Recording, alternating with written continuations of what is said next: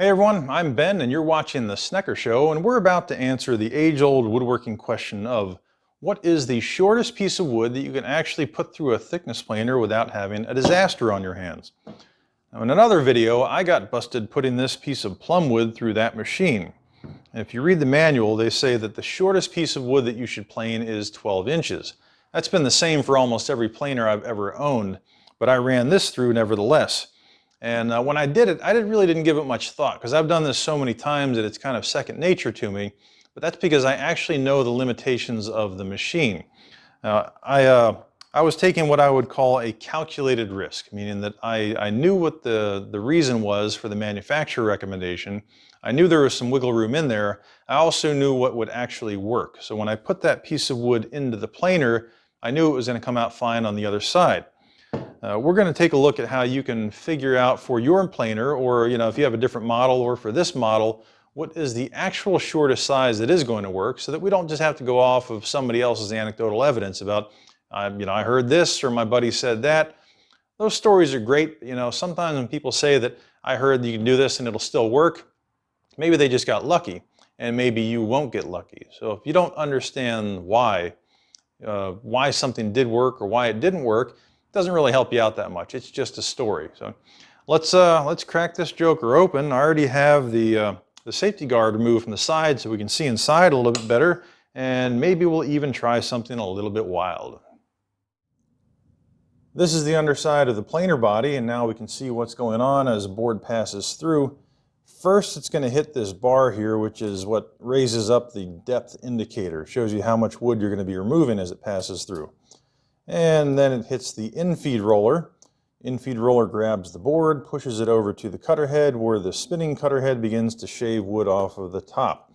And then it gets to the outfeed roller, and that helps the infeed roller continue to move the board forwards.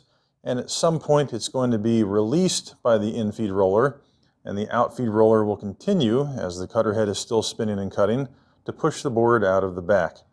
You can see this is a 12-inch board that I have in here, a piece of yellow heart, and you can see where the manufacturer recommendation for the minimum length actually has a lot of safety buffer in there, because for a lot of this area right here, you have extra wood on the side, and it's smart to be safe, but just so we understand why the limitation is in place, you can see that the real concern would be that if something got in between the infeed and outfeed rollers and was picked up by the cutter head. Now right here, the infeed roller has released, but there's no way that this board could be picked up into the cutter head off of the table because it's held down securely by the outfeed roller. So if you look at the actual distance between the infeed and outfeed roller, a little bit more, it's about 6 inches. So for this planer, technically, if you really wanted to push it, which you shouldn't, the minimum distance or the minimum length piece of wood that you could feed through here is about 6 inches, probably 6.5, because if you hit that back corner, it might be easy enough for that to get lifted up off the table. But 6 inches is probably possible. 6.5 almost definitely. 7, pretty sure I could pull off 7 inches without any kind of trouble. Now, of course, if the piece of wood rotates, or if it's a really lightweight piece of wood, there are a lot of things that could happen, but just as far as the infeed and outfeed rollers holding that piece of wood down, 6 inches is probably what we're going to be okay with. Now, I have a piece of wood here that measures 7 inches, and just to show how this calculated risk thing works, I know that this 7-inch piece of wood is going to be held down by both the infeed and the outfeed rollers, even when it is in the middle of its pass. So we're going to run that through now just to demonstrate how this works.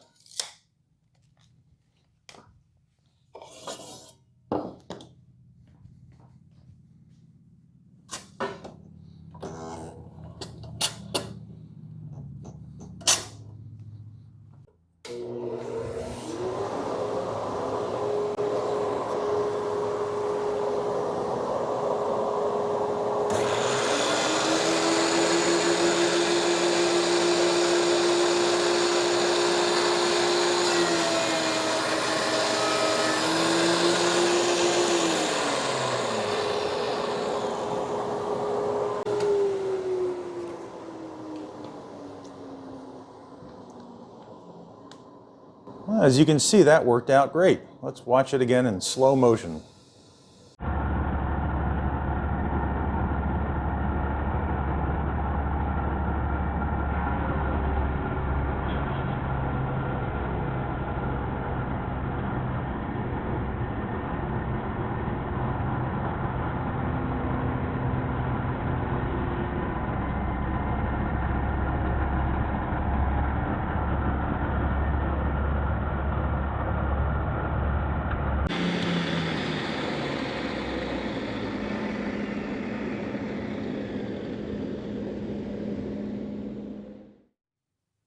That was kind of fun, and everything worked out great in the end. I managed to get a 7-inch piece of wood through the thickness planer safely, or successfully anyway, when the manufacturer recommends no shorter than 12 inches.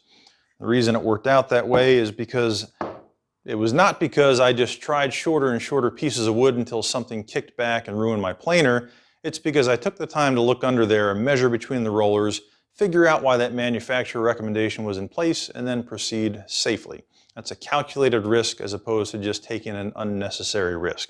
So if you have a piece of wood that's a little bit shorter than the manufacturer recommendation, you should still take the time to figure out why, but keep in mind that they put those restrictions in place or those recommendations because they know people like you and me are going to push the limits a little bit.